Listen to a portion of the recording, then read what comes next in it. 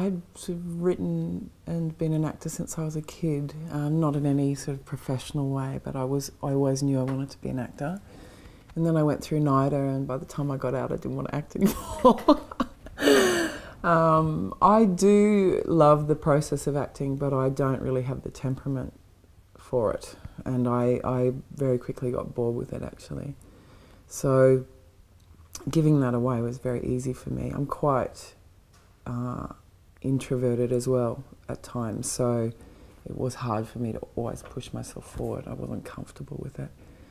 And I'd always written and directed as a kid. And then when I came to acting, I thought you had to do one or the other. It's very different now, but when I went through NIDA, it was you do one thing or you do the other thing.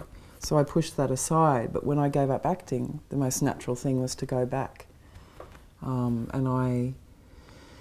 At the time, I thought I don't want to go to film school because I don't like educational systems.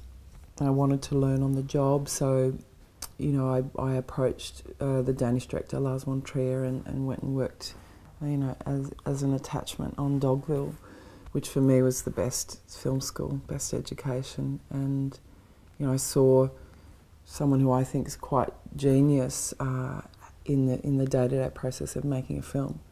And that for me it just gave me the courage to say, okay, I think I can do this. It's not going to be easy, but I can do it. So that was how the transition from acting to directing really happened. And after that film, I just worked away at my scripts.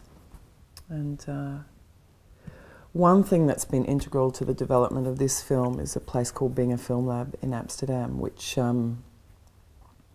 is an extraordinary script writer and director sort of script development lab.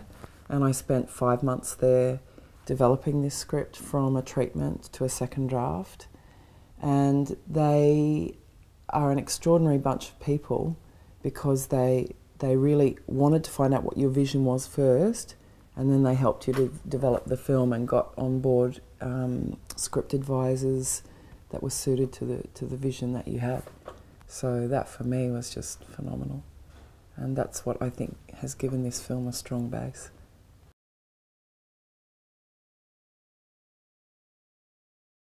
Well, I wanted someone whose work was very handmade and who didn't, who wasn't sort of attached to Photoshop and who wasn't going to create everything on the computer, but who actually would draw these beautiful images.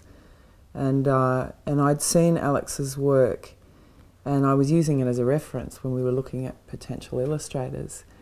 And we had a few test Babadooks done, and it wasn't quite working. And I said to Christina, well, why don't we just ask Alex himself if he wants to do this? And we did, and he was like, yeah, I want to come over.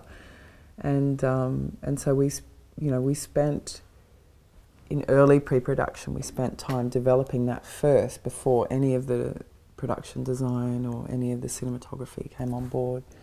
We spent time with him working through that, because for me, the Babadook book is the core of the world of the film. So we had to get that right first. Yeah, so that's how Alex came on board.